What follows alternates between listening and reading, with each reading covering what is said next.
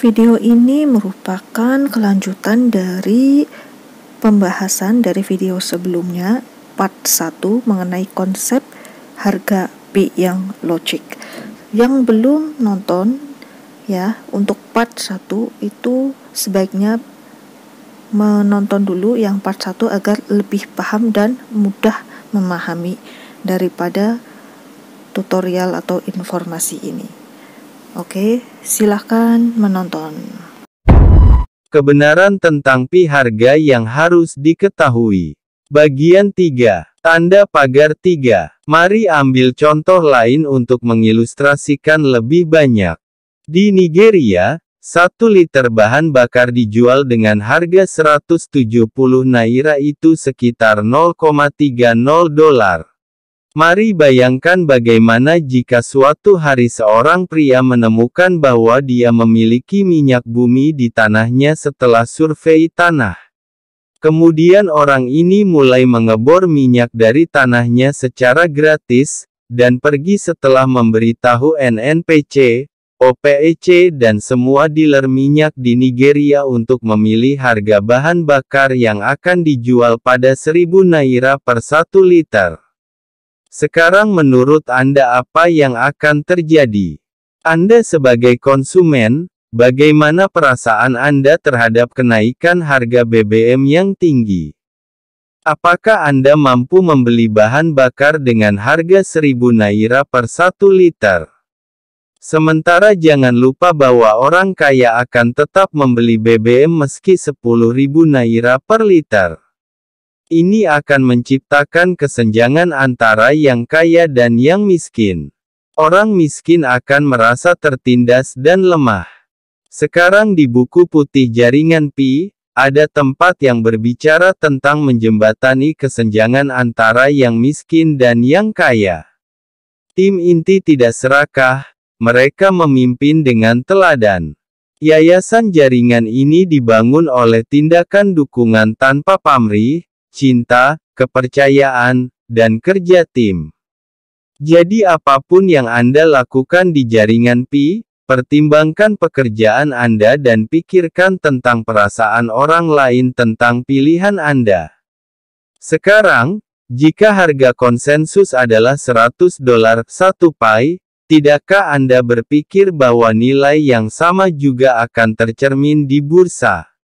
Maksudku, jika Anda menawarkan barang Anda untuk Pi, tidakkah Anda merasa berkecil hati bahwa Anda menjual barang senilai $100 hanya dengan satu? Sementara seseorang di bursa menjual Fiat senilai $100 untuk 100 pi.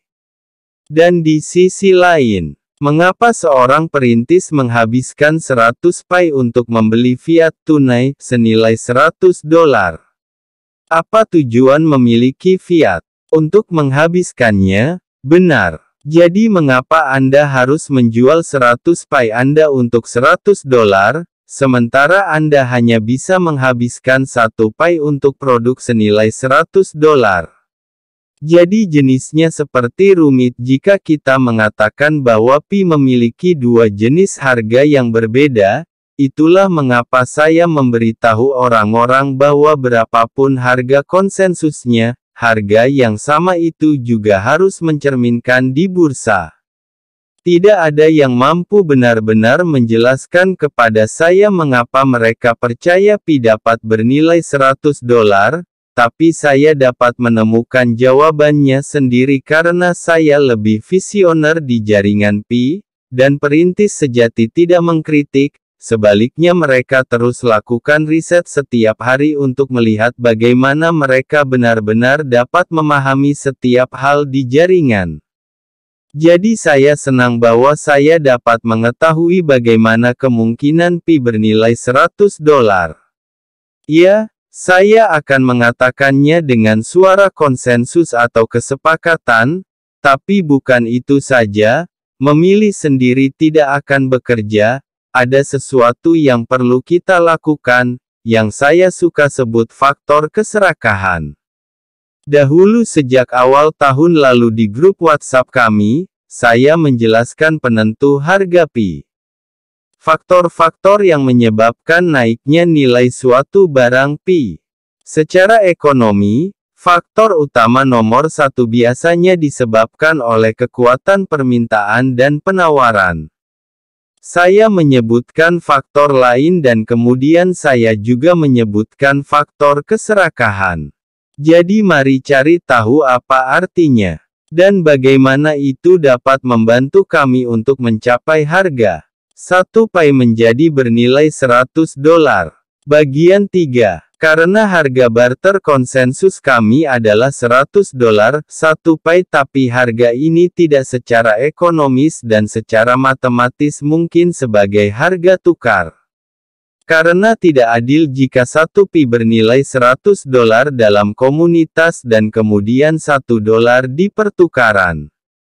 Tidak. Baik harga pertukaran dan konsensus harus sama.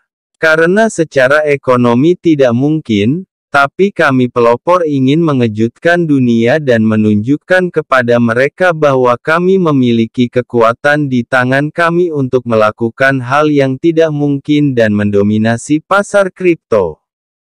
Ekonomi Pi kami sangat kuat dan kami dapat melakukan apapun yang kami inginkan karena kami memiliki kekuatan.